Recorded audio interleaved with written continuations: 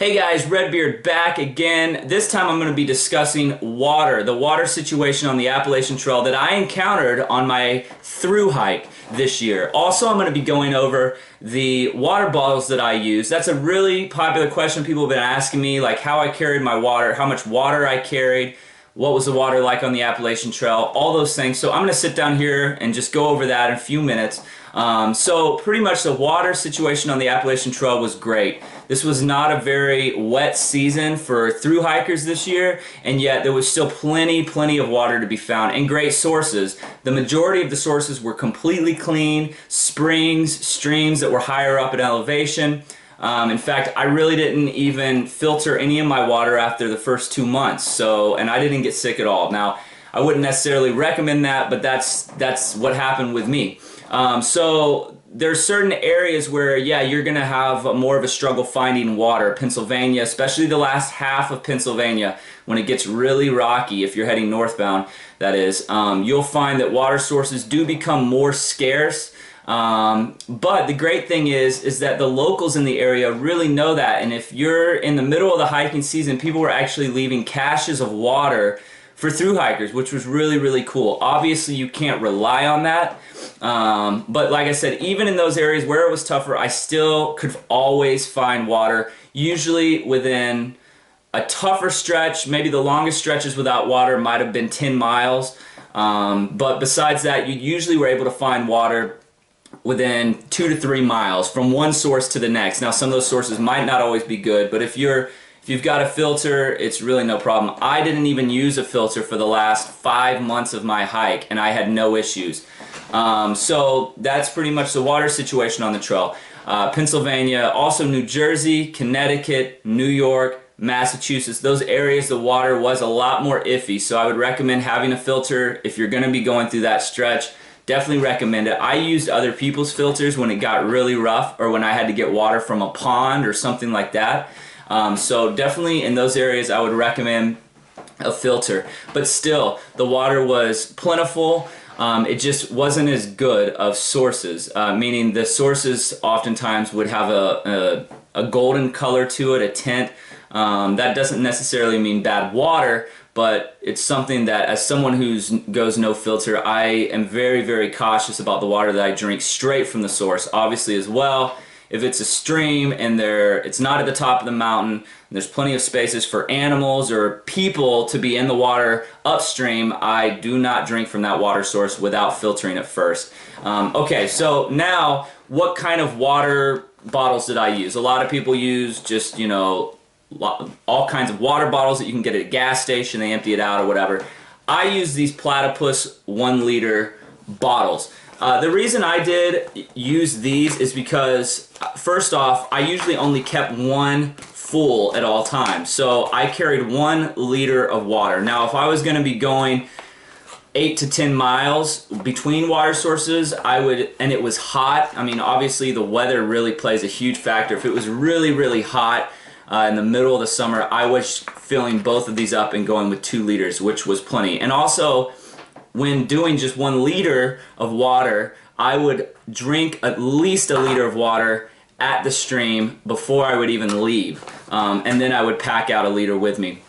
Some of the things that I really liked about these Platypus 1 liter bottles is when they're empty, you can fold them up and literally they're tiny. You can fit them anywhere. There's no issues with them taking up space, and for me with a through hike, I had very little space in my pack, so I didn't want something that would take up an entire side pouch.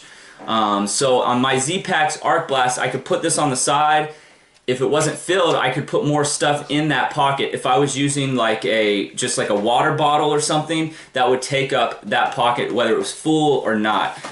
So some of the downsides with using a bottle like this, if you're going to use a bottle like this and the water source is low, meaning like there's only a pool, you need to make sure that you bring some type of scoop cup to scoop the water up and pour into your bottle. Otherwise, most people can just stick their bottles into the pool and it will fill itself up. But because of the way this collapses, it will not do that. So you need to either be at a stream that's flowing with a little bit of a waterfall so that you can stick it under there and fill it up, or you need to have a cup so that you can scoop it. I just took a 16-ounce Coke plastic Coke bottle and cut the bottom off so it was about about the size of exactly one fluid like cup, and I would use that to fill these up. The majority of the time though, I didn't run into many water sources that required that. I was usually able to find a little trickle where I could put it under there and fill it up. So that's one of the downsides. These bottles, as you can see, they do start to deteriorate.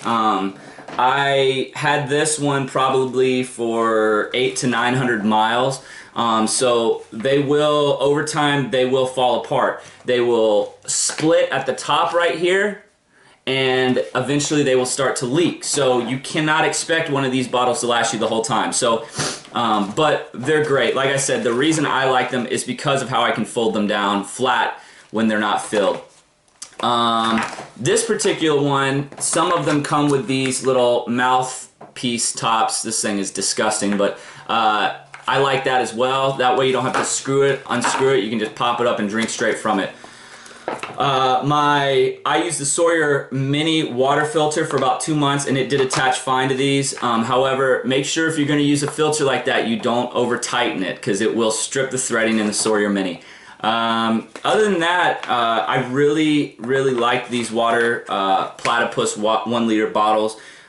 They might be a bit overkill. I recommend them. I really like them, but I guess it's more of a personal preference. You could also, like I said, go with just a water bottle. A Smart water bottle was probably the most popular one. You could go with those and be totally fine, no issues. But you know, I got used to these, and I got spoiled with the fact that they collapsed down, and I stayed with these, and they work great. But I think they run usually about $8, $8 to $10 with taxes, so not bad. So that's what I use. Also, just to kind of go over some other things that I saw on the trail as far as water systems that were popular. Obviously, Camelbacks, water reservoirs with the tubes coming out were popular, and people, they were carrying packs usually around 60 liters to 70 liters or bigger. Yes, there are a lot of people out there with really big packs. I only carried a 52-liter pack, so I didn't really have the room to put a water reservoir. A lot of people would fill up 3-4 liters of water in their pack and hardly touch it, maybe drink a liter to 2, so they're carrying all this extra weight. Remember, 1 liter of water weighs 2.2 pounds, so if you can keep your pack weight down and your weight down, it's hugely beneficial. Drink the water at the water source. Carry as little water as possible. Obviously, don't take any risks, but like I said, on the Appalachian Trail, there's plenty of water, so there's really no need to carry much more than 2 liters at a time. But people were using water reservoirs and Camelbacks, but that was definitely not the most popular thing. I think it's probably something that more people are switching over to bottles and doing that. You're going to find if you do long distance hikes. So yeah, I personally wouldn't recommend the Camelbacks, but you know, everybody's different. And if you've got a 70-liter pack or an 80-liter pack, you might have the room to do that, which, you know, would be great. Another recommendation, a lot of times I did carry a 2-liter Platypus for camp. So I personally didn't stay at shelters very frequently. So when you don't stay at shelters, it lets you camp at a stream.